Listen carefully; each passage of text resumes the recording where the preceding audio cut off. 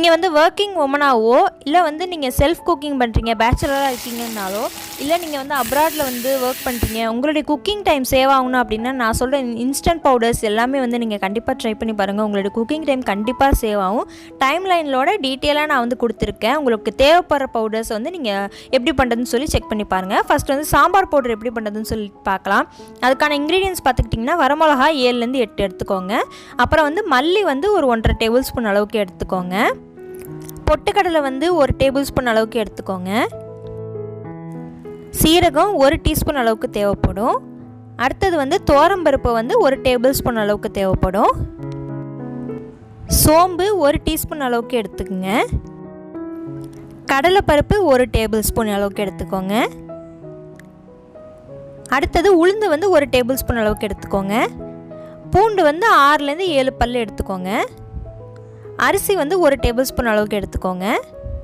கடலை மாவு வந்து 1 டேபிள் ஸ்பூன் அளவுக்கு எடுத்துக்கோங்க.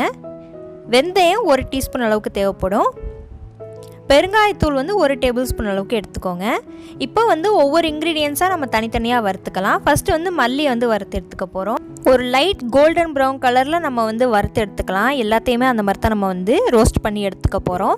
ஸோ அதோட டெக்ஸ்டர் வந்து மாறினதுக்கப்புறமா நம்ம வந்து பேன்லேருந்து வேற ஒரு பிளேட்டுக்கு வந்து ட்ரான்ஸ்ஃபர் பண்ணிக்கலாம். ஸோ ஃபஸ்ட்டு வந்து மல்லி அந்த மாதிரி நம்ம ரோஸ்ட் பண்ணி எடுத்தாச்சு. அடுத்து வந்து வரமிளகாய் சேர்த்துக்கலாம். வரமிளகா கூட கொஞ்சமாக கல் உப்பு சேர்த்துங்க, ஏன்னா ரொம்ப நெடி வராமல் இருக்கும். இதுவுமே வந்து லைட்டாக ரோஸ்ட் ஆகிடுச்சு. இது வேற ஒரு பிளேட்டை ட்ரான்ஸ்ஃபர் பண்ணிக்கோங்க. அடுத்தது வந்து பொட்டுக்கல்ல அதே மாதிரி லைட்டாக கலர் சேஞ்ச் ஆனதுக்கப்புறமா நம்ம வந்து பேன்லேருந்து எடுத்துடலாம். இதே மாதிரி ஒவ்வொரு இன்க்ரீடியன்ஸையுமே வந்து அதோட டெக்ஸ்டர் மாதிரி லைட் கோல்டன் ப்ரௌன் கலரில் வந்ததுக்கப்புறமா நம்ம பேன்லேருந்து எடுக்க போகிறோம். ஸோ இதில் வந்து நான் 1 டீஸ்பூன் அளவுக்கு 1/2 டீஸ்பூன் அளவுக்கு நெய் சேர்த்துக்கிட்டேன். ஏன்னா வந்து சாம்பார் பொடி வந்து லைட்டாக நெய் வாசனை அடிக்கும். அதுக்காண்டி தான். நீங்கள் இந்த ஆப்ஷன் ஸ்கிப் பண்ணுறாந்தா பண்ணிக்கலாம். ஸோ அதே அந்த கீயில் வந்து இதே மாதிரி துவரம்பருப்பையும் லைட்டாக ரோஸ்ட் பண்ணி எடுத்துக்கிட்டாச்சு. அதே மாதிரி உளுந்தையும் நம்ம வந்து லைட்டாக ரோஸ்ட் பண்ணி நம்ம எடுத்துக்க போகிறோம். மேக் ஷூர் நம்ம ரோஸ்ட் பண்ணுற இன்க்ரீடியன்ஸோட பேன் வந்து கண்டிப்பாக ட்ரையாக தான் இருக்கணும். ஏன்னா ஈரப்பதம் இருந்துச்சு அப்படின்னா அந்த பவுடர்ஸ் நம்ம ரெடி பண்ணும்போது கண்டிப்பாக கெட்டு போகிறதுக்கான சான்சஸ் இருக்குது. அடுத்து இந்த மாதிரி வெந்தயத்தை ரோஸ்ட் பண்ணி எடுத்தாச்சு. அதுக்கடுத்து வந்து சீரகம் வந்து நம்ம சேர்த்துக்கலாம். சீரகம் ரோஸ்ட் ஆனதுக்கப்புறமா அடுத்தது வந்து நம்ம சோம்பு சேர்த்துக்கலாம். ஸோ நான் ஏற்கனவே சொன்ன மாதிரி கடலைப்பருப்பு சேர்க்கும் போது ஒரு 1/2 டீஸ்பூன் அளவுக்கு நெய் சேர்த்துருப்பேன். உங்களுக்கு நெய் வந்து வேண்டாம், அந்த வாசனை வேணாம் அப்படின்னா நீங்கள் தாராளமாக வந்து அந்த ஸ்டெப் வந்து ஸ்கிப் பண்ணிக்கலாம். அடுத்தது வந்து அரிசி சேர்த்துங்க. அரிசி சேர்க்கும் போது இந்த மாதிரி பொரி மாதிரி உங்களுக்கு டெக்ஸ்டர் வந்து லைட்டாக கிடைக்கும். இந்த ஸ்டேஜில் வந்து நம்ம பேன்லேருந்து எடுத்துடலாம். நம்ம வந்து கார்லிக் அதாவது பூண்டை பொரிக்கும் போது மட்டும் தான் கொஞ்சம் எக்ஸ்ட்ரா வந்து ஆயில் சேர்க்குற மாதிரி இருக்கும். பேனில் ஒரு 1 டேபிள் ஸ்பூன் அளவுக்கு ஆயிலை சேர்த்துட்டு பூண்டை வந்து நல்லாவே வந்து ரோஸ்ட் பண்ணி எடுத்துக்கோங்க. அதோட டெக்ஸ்டர் அப்புறம் கலர்லாம் சேஞ்ச் ஆனதுக்கப்புறமா இந்த மாதிரி ஆயிலேருந்து நம்ம ரிமூவ் பண்ணிக்கலாம். அந்த பேனில் வந்து ஆயிலை எடுத்துகிட்டு அடுப்பு வந்து ஆஃப் பண்ணிவிடுங்க. அந்த ஹீட்லேயே வந்து நம்ம கடலை மாவு வந்து ரோஸ்ட் பண்ணி எடுத்துக்க போகிறோம். இதுக்கு அடுப்பு ஆன் பண்ணணும் தேவையில்லை. அந்த ஹீட்லேயே வந்து கடலை மாவோட டெக்ஸ்டர் மாறினதுக்கப்புறமா நம்ம வந்து பேன்லேருந்து எடுத்துக்கலாம். இப்போ நம்ம வறுத்து வச்சிருந்த இன்க்ரீடியன்ஸ் எல்லாமே வந்து ஓரளவு ஆற விட்டுருங்க. அதுக்கப்புறமா வந்து மிக்ஸி ஜாரில் சேர்த்துக்கோங்க. மிக்ஸி ஜாரில் சேர்த்ததுக்கப்புறமா வந்து 1 டீஸ்பூன் அளவுக்கு மஞ்சத்தூள், அதுக்கப்புறமா அந்த பெருங்காயத்தூள் வந்து 1 டேபிள் ஸ்பூன், கலருக்கு வந்து லைட்டாக ஆரஞ்சு ஃபுட் கலர் சேர்த்துக்கிட்டேன். நீங்கள் ஸ்கிப் பண்ணுறாந்தா ஸ்கிப் பண்ணிடலாம். அதுக்கப்புறமா வந்து கடலை மாவு இது எல்லாத்தையும் சேர்த்து நல்லா கிரைண்ட் பண்ணி எடுத்துக்கிட்டிங்கன்னா நம்மளுடைய சூப்பரான சாம்பார் பொடி வந்து ரெடி ஆகிடுச்சு. ஏர்டைட் கண்டெய்னரில் போட்டு நீங்கள் வந்து சேவ் பண்ணி வச்சுக்கலாம். அடுத்தது வந்து பருப்பு பொடி. இது நார்மல் பருப்பு பொடி கிடையாது, சாம்பார் செய்கிறதுக்காகவே உள்ள வந்து பருப்பு பொடி. அதை எப்படி பண்ணுறது அப்படின்னு சொல்லிட்டு பார்க்கலாம். பேனில் வந்து 1 டேபிள் ஸ்பூன் அளவுக்கு ஆயில் சேர்த்துங்க. ஆயில் சேர்த்துட்டு இதில் வந்து 1/4 கப் அளவு துவரம்பருப்பு சேர்த்துக்கோங்க. கலரும் டெக்ஸ்டரும் சேஞ்ச் ஆனதுக்கப்புறமா இந்த துவரம்பருப்பு வந்து நம்ம ஆயிலேருந்து எடுத்துடலாம். நல்லா ஆயில் வந்து ரிமூவ் பண்ணி விட்டு எடுத்துக்கோங்க. இப்போ அதே ஆயிலில் வந்து பச்சைப்பருப்பு சேர்த்துக்கோங்க, ஒரு 1/4 கப் அளவு. அதே மாதிரி வந்து கலர் டெக்ஸ்டர் சேஞ்ச் ஆனதுக்கப்புறமா நல்லா வந்து ஆயிலேருந்து ரிமூவ் பண்ணி எடுத்துக்கோங்க. இப்போ அந்த ஆயிலாம் ரிமூவ் பண்ணிவிட்டு அந்த ரிமைனிங் அந்த பேனில் இருக்கிற ஆயில் மட்டும் போதும். அரிசி வந்து ஒரு 1.5 டேபிள் ஸ்பூன் அளவுக்கு சேர்த்துக்கோங்க.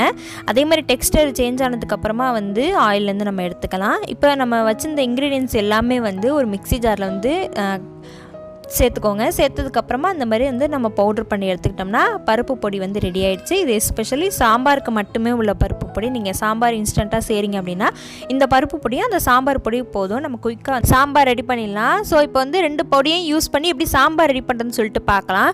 2 டேபிள் ஸ்பூன் அளவுக்கு பருப்பு பொடியும் ஒரு 1/2 கப் அளவு வந்து தண்ணி, அதாவது சுடுதண்ணி வந்து சேர்த்துக்கோங்க. அது ஒரு 10 நிமிஷம் வந்து ஊறட்டும். நார்மலாக எப்படி சாம்பார் பண்ணுவோமோ அதே மாதிரி தான். ஆயில் ஆட் பண்ணிவிட்டு கடுகு, கருவேப்பிலை, வெங்காயம், தக்காளி எல்லாம் சேர்த்துக்கோங்க. தேவையான அளவு உப்பு, அதுக்கப்புறமா வந்து கொஞ்சமாக மிளகாய்த்தூள் இது எல்லாமே வந்து சேர்த்து வதக்கி விட்டுக்கலாம். வதங்கினதுக்கப்புறமா இதில் வந்து சாம்பார் பொடி நம்ம எடுத்து வச்சுருந்தோம், அதை ரெடி பண்ணி வச்சுருந்தோம் இல்லைங்களா, அது வந்து 1 டேபிள் ஸ்பூன் அளவுக்கு சேர்த்து வதக்கி விட்டுக்கோங்க.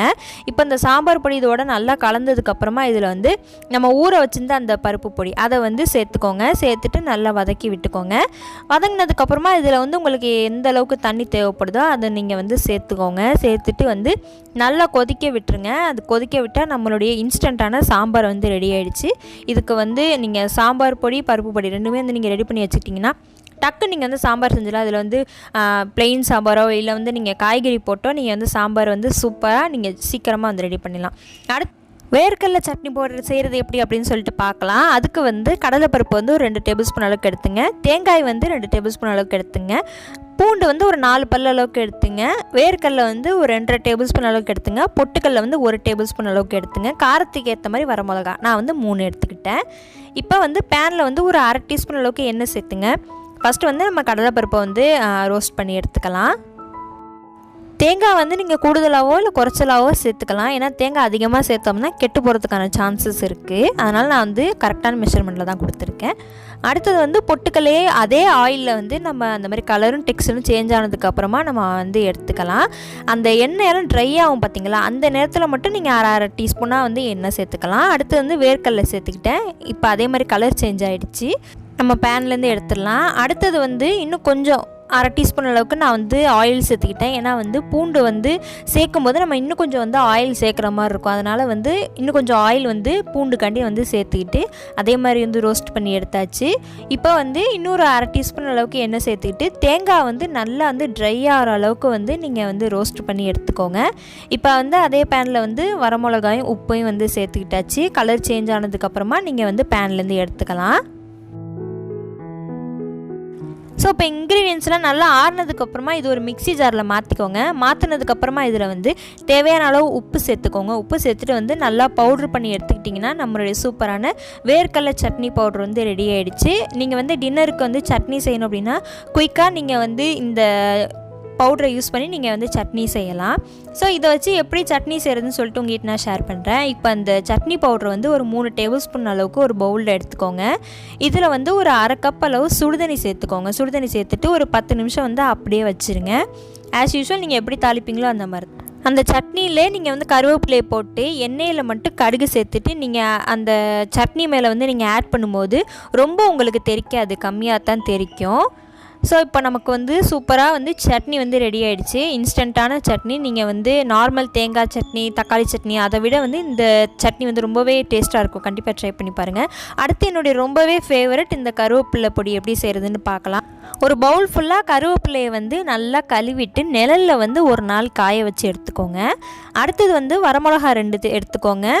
கடலைப்பருப்பு வந்து 3/4 டேபிள் ஸ்பூன், உளுந்து வந்து 3/4 டேபிள் ஸ்பூன், பொட்டுக்கடலை 3/4 டேபிள் ஸ்பூன், 1 டீஸ்பூன் அளவுக்கு வந்து ஜீரகம், 1/2 டீஸ்பூன் அளவுக்கு வந்து சோம்பு. இப்போ இது எல்லாத்தையுமே வந்து ஒரு பேனில் வந்து மாற்றிக்கோங்க. இதை பொறுத்த வரைக்கும் எல்லா இன்க்ரீடியன்ஸையுமே ஒரே பேனில் வந்து நம்ம ரோஸ்ட் பண்ணி எடுத்துக்கலாம். கலர் டெக்ஸ்டர் சேஞ்ச் ஆனதுக்கப்புறமா வேறு ஒரு பிளேட்டில் வந்து ட்ரான்ஸ்ஃபர் பண்ணிக்கோங்க. இப்போ இந்த பேனில் வந்து ஒரு 3/4 டீஸ்பூன் அளவுக்கு ஆயில் சேர்த்துட்டு இதில் வந்து 5-6 பல் பூண்டு வந்து சேர்த்துக்கோங்க. இதோட கலர் டெக்ஸ்டர் சேஞ்ச் ஆனதுக்கப்புறமா நம்ம வந்து பேன்லேருந்து எடுத்துக்கலாம். இப்போ வந்து ஒரு நாள் ஃபுல்லாக வந்து இந்த கருவேப்பிலை வந்து நிழலில் காய வச்சு எடுத்தாச்சு. இப்போ இதை வந்து வேற ஒரு பேனில் வந்து ட்ரான்ஸ்ஃபர் பண்ணிக்கோங்க. உங்களுக்கு டெக்ஸ்டர் பார்த்தாலே தெரியணும், நல்லா அந்த மாதிரி ட்ரையாக இருக்கணும். க்ரஷ் பண்ணும்போது உங்களுக்கு வந்து தூள் தூளாக போகணும். அந்த ஸ்டேஜ் வர அளவுக்கு நீங்கள் வந்து பேனில் வந்து நீங்கள் வந்து ரோஸ்ட் பண்ணி எடுத்துக்கோங்க. இப்போ நம்ம வந்து எடுத்து வச்சுருக்க ரோஸ்ட் பண்ணி வச்சுருக்க இன்க்ரீடியன்ஸ் எல்லாமே வந்து மிக்ஸி ஜாரில் மாற்றிட்டு நல்லா வந்து ஃபைனாக வந்து பவுட்ராக்கி எடுத்துக்கோங்க. அவ்வளோதான், நம்மளுடைய சூப்பரான கருவேப்பிலை பவுட்ரு வந்து ரெடி ஆகிடுச்சு. நீங்கள் நிறைய கருவேப்பிலை இருக்கும்போது இந்த மாதிரி நீங்கள் வந்து ரெடி பண்ணி ஸ்டோர் பண்ணி வச்சுக்கோங்க. இது வந்து நீங்கள் இட்லி பொடியாவோ இல்லை வந்து ரைஸ்லேயே ஆட் பண்ணி சாப்பிட்லாம். ரொம்ப ரொம்ப சூப்பராக இருக்கும். ஸோ என்னையை பொறுத்த வரைக்கும் ரைஸில் நீங்கள் ஆட் பண்ணுங்கள், ரொம்ப சூப்பராக இருக்கும். சூடான சோறில் நெய்யோ இல்லை நல்லெண்ணெய்யோ ஆட் பண்ணிவிட்டு இது கூட வந்து கருவேப்பிலை பொடி சேர்த்து நல்லா கலந்து விட்டுக்கிட்டிங்கன்னா அவ்வளோதான், நம்மளுடைய சூப்பரான இன்ஸ்டண்ட்டான கருவேப்பிலை சாதம் வந்து ரெடி ஆகிடுச்சு. எனக்கு ரொம்பவே பிடிச்சிருந்துச்சி. இது நீங்கள் கண்டிப்பாக ட்ரை பண்ணி பாருங்கள். இதுக்கு வந்து எந்த ஒரு சைட் டிஷ்ஷுமே தேவையில்லை, செம்ம டேஸ்ட்டாக இருந்துச்சு. நீங்களும் கண்டிப்பாக ட்ரை பண்ணி பாருங்கள். அடுத்தது வந்து கொக்கோ பவுடர் எப்படி செய்கிறதுன்னு பார்க்கலாம். கொக்கோ பவுடரும் இதுக்கு அடுத்த பவுடருமே வந்து உங்களுக்கு ஆப்ஷனல் தான். ஸோ சாக்லேட் பிஸ்கெட் வந்து ஒரு 10லேருந்து 12 எடுத்துக்கோங்க. நான் ஹாப்பி பிஸ்கெட் எடுத்துக்கிட்டேன். ஓரியோ பிஸ்கெட் வந்து 5 எடுத்துக்கோங்க, க்ரீம் இல்லாமல் எடுத்துக்கோங்க. கார்ன்ஃப்ளவர் வந்து ஒரு 1/2 டேபிள் ஸ்பூன் அளவுக்கு எடுத்துங்க. சுகர் வந்து 2 டேபிள் ஸ்பூன் அளவுக்கு எடுத்துங்க. காஃபி பவுடர் வந்து 2 rupees காஃபி பவுடரில் வந்து பாதி சேர்த்துக்கிட்டா போதும். அதேமாதிரி பூஸ்டர் சேஷேட் 5 ரூபா இருக்குல்ல, அது 1 எடுத்துக்கோங்க. ஃபஸ்ட்டு வந்து பிஸ்கெட்டை வந்து நம்ம ஃபைனாக பவுடராக்கி எடுத்துக்கலாம். ஸோ ஃபைனாக பவுடர் ஆனதுக்கப்புறமா இதில் வந்து ரிமைனிங் இன்க்ரீடியன்ஸ் சேர்த்துக்கலாம். சுகர், அதுக்கப்புறமா வந்து பூஸ்ட் பவுட்ரு, கார்ன்ஃப்ளவர், அதுக்கப்புறமா வந்து காஃபி பவுட்ரு, இது எல்லாமே வந்து சேர்த்துக்கலாம். சேர்த்துட்டு நல்லா ஃபைனாக பவுடராக்கி எடுத்துக்கிட்டிங்கன்னா ஈஸியாக கொக்கோ பவுட்ரு வந்து நமக்கு ரெடி ஆகிடும். நீங்கள் இதை வச்சு சாக்லேட் கேக் கூட ட்ரை பண்ணி பார்க்கலாம். சேமாக தான் இருக்கும், அதே மாதிரி கொக்கோ பவுட்ரு மாதிரியே தான் இருக்கும். ஸோ கொக்கோ பவுட்ரை யூஸ் பண்ணி நம்ம ஒரு ரெசிபி பார்க்கலாம். ஸோ கொக்கோ பவுட்ரு வந்து ஒரு 2 டேபிள் ஸ்பூன் அளவுக்கும், அப்புறம் மில்க் வந்து ஒரு 1/4 கப் அளவு சேர்த்து நல்லா கலந்து வச்சுக்கோங்க. இப்போ ஒரு பேனில் 1 டீஸ்பூன் அளவுக்கு கார்ன்ஃப்ளவரும் பால் வந்து ஒரு 1/4 கப் அளவு சேர்த்துக்கோங்க. நல்லா அந்த பாலில் வந்து கார்ன்ஃப்ளவரை கலந்து விட்டுக்கோங்க. இதில் வந்து 1/2 டேபிள் ஸ்பூன் அளவுக்கு வந்து சுகர் சேர்த்துக்கோங்க. இது கூட வந்து டைரி மில்க் வந்து உங்களுக்கு தேவைப்படுற அளவு சேர்த்துக்கோங்க. இப்போ எல்லாமே வந்து நல்லா கலந்து இருக்கட்டும். இப்போ வந்து ஒரு மிக்ஸி ஜாரில் வந்து தேவைப்படுற அளவுக்கு ஐஸ் க்யூப்ஸ், அதுக்கப்புறமா வந்து கொக்கோ பவுடர் மிக்சர், அதுக்கப்புறமா வந்து கார்ன்ஃப்ளவர் மிக்சர், இன்னும் கொஞ்சம் எக்ஸ்ட்ரா வந்து 1/4 கப்பில் வந்து பால் சேர்த்து நல்லா பிளெண்ட் பண்ணி எடுத்துக்கோங்க. சாக்லேட் பவுடர் யூஸ் பண்ணி சூப்பரான ஒரு ட்ரிங்க் வந்து நம்ம ரெடி பண்ணிட்டோம். ஸோ நான் ரெசிபி பண்ணும்போதெல்லாம் ஈஸியாக வந்து கொக்கோ பவுடர் கிடைக்காது. இப்போ உங்கள் ஏரியாவில் கொக்கோ பவுடர் கிடைக்கலன்னா இந்த மாதிரி செஞ்சு ஸ்டோர் பண்ணி வச்சுக்கோங்க. அடுத்தது வந்து பாதாம் பவுடர் எப்படி பண்ணுறதுன்னு சொல்லிட்டு பார்க்கலாம். ஸோ இப்போ வந்து சுடுதண்ணியில் வந்து ஒரு 1/2 கப் அளவு பாதாம் சேர்த்து நல்லா வந்து ஒரு 1/2 மணி நேரம் போல் ஊற விட்டுருங்க. அதுக்கப்புறமா வந்து தோல் இந்த மாதிரி வந்து ரிமூவ் பண்ணி எடுத்துக்கோங்க.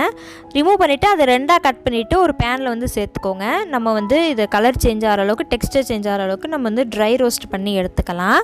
ஸோ இந்த மாதிரி ரெடியானதுக்கப்புறமா வந்து வேறு ஒரு பிளேட்டில் வந்து ட்ரான்ஸ்ஃபர் பண்ணிக்கோங்க. இப்போ இந்த பேனில் வந்து 6 முந்திரி, 10 பிஸ்தா, 1 டேபிள் ஸ்பூன் அளவுக்கு பொட்டுக்கடலை, இது எல்லாமே வந்து நல்லா சேர்த்துக்கோங்க. சேர்த்துட்டு ட்ரை ரோஸ்ட் ஆனதுக்கப்புறமா அதில் வந்து 3 ஏலக்காய் வந்து சேர்த்துக்கோங்க. இப்போ எல்லாமே வந்து ரோஸ்ட் ஆகிடுச்சு. இப்போ இது எல்லாத்தையுமே வந்து ஒரு மிக்ஸி ஜாரில் மாற்றிட்டு இது கூட வந்து ஒரு பிஞ்ச் அளவுக்கு வந்து குங்குமப்பூ சேர்த்துட்டு நல்லா வந்து பிளெண்ட் பண்ணி எடுத்துக்கோங்க. பிளெண்ட் பண்ணி தான் நமக்கு பாதாம் பவுடர் ரெடி ஆகிடுச்சு. இது பாதாம் மில்க் எப்படி பண்ணுறதுன்னு சொல்லிட்டு பார்க்கலாம். 1 கப் அளவு பால், தேவையான அளவுக்கு சுகர், அதுக்கப்புறமா 1 டேபிள் ஸ்பூன் அளவுக்கு பாதாம் பவுடர் சேர்த்து நல்லா கலந்து விட்டுங்க. கொதிக்க விட்டதுக்கப்புறமா நம்மளுடைய சூப்பரான பாதாம் மில்க் வந்து ரெடி ஆகிடுச்சு. நீங்கள் இந்த ரெசிபி வந்து கண்டிப்பாக ட்ரை பண்ணி பாருங்கள். லாஸ்ட் 2மே வந்து உங்களுக்கு ஆப்ஷனல் தான். ஸோ கடையிலே வாங்காமல் நீங்கள் வந்து வீட்டிலே ஹெல்த்தியான ஹோம்மேட் பாதாம் பவுடர் வந்து நீங்கள் ரெடி பண்ணலாம். கண்டிப்பாக அந்த ரெசிபி எல்லாமே வந்து ட்ரை பண்ணி பாருங்கள். ஸோ உங்களுக்கு இந்த வீடியோ ரொம்ப பிடிச்சிருக்குன்னு நினைக்கிறேன். என் சேனலுக்கு வந்து சப்போர்ட் கொடுங்க. நம்ம சேனலில் நிறைய வீடியோஸ் ஒரு மறக்காம செக் பண்ணி பாருங்கள். ஸோ இந்த இன்ஸ்டன்ட் பவுடர்ஸ் எல்லாமே வந்து கண்டிப்பாக ட்ரை பண்ணி பாருங்கள். நீங்கள் எதை ட்ரை பண்ண போகிறீங்க அப்படின்னு சொல்லிட்டு மறக்காமல் கமெண்ட் செக்ஷனில் சொல்லுங்கள். So like, share, subscribe for more videos. Take care, stay safe, be healthy and by.